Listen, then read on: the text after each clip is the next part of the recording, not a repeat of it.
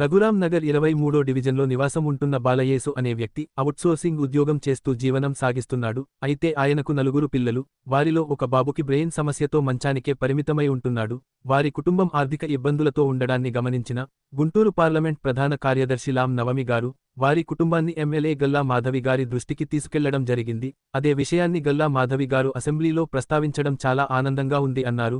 వారికి ప్రభుత్వ పథకాలు అందేలా చేసి అధికారులు బాబుకి పింఛన్ వచ్చేలా చూడాలని అందరికీ అన్నారు. నమస్కారం అండి.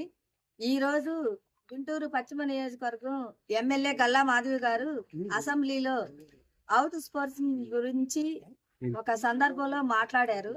ఏదైతే విషయం మాట్లాడారో దానికి మా మహిళలందరమే ధన్యవాదాలు తెలియజేస్తున్నాము, అభినందిస్తున్నాము.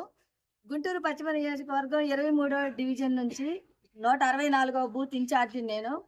మా బూత్ నుంచి అరవపల్లి లక్ష్మి గారని ఒక అవుట్ స్పోర్ట్సింగ్ ఎంప్లాయీ భార్య అమ్మాయి, వాళ్ళకి 12,000 శాలరీ వస్తుంది.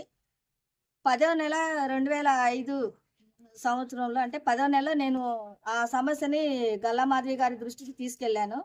మేడం స్పందించి మా గురించి ఆలోచించి, ఆ కుటుంబం గురించి ఆలోచించి ఇది తప్పకుండా నేను మీకు సహాయం చేస్తానని చెప్పారు.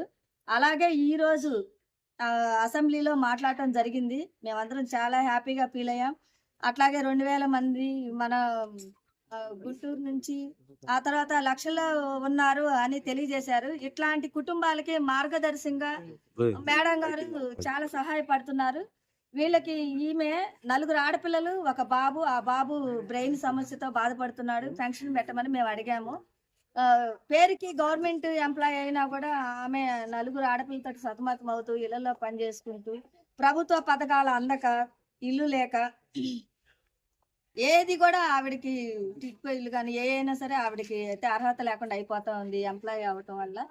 ఇలాంటి సమస్యని మేడం అసెంబ్లీలో ఇట్లా మా డివిజన్ నుంచి, నా బూత్ నుంచి ఒక సమస్యని తీసుకెళ్లారంటే చాలా గర్వంగా ఉంది.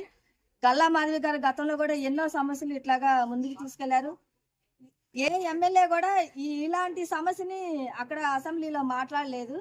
అట్లాంటిది ఎమ్మెల్యే మేడం గారు నోటి వెంట ఈ రోజు ఏంటో మాకు మహిళలందరికీ చాలా సంతోషంగా ఉంది. మేడం గారికి అంటే ఎమ్మెల్యేగా అన్నా కూడా ఇంకా కొంచెం ఆమెకి తగిన పోస్ట్ కూడా ఇవ్వాలని మేము అనుకుంటున్నాం. అంటే చాలా కష్టపడుతున్నారు. ఆమెకి తగ్గ అంటే ఇంకా ఎక్కువగా కష్టపడి వర్క్ చేస్తున్నారు. తగిన పోస్ట్ ఇవ్వాలని కోరుకుంటున్నాము. ఈ మహిళల పట్ల గ్రీవెన్స్ సెల్ అని, మహిళా గ్రీవెన్స్ సెల్, ఇట్లా రోడ్లు కానీ, డ్రైనేజ్, శానిటరీ, ఇవన్నీ చాలా సమస్యలు కూడా దగ్గరుండి చూసుకున్నారు. మేము చాలా సంతోషపడుతున్నామండి.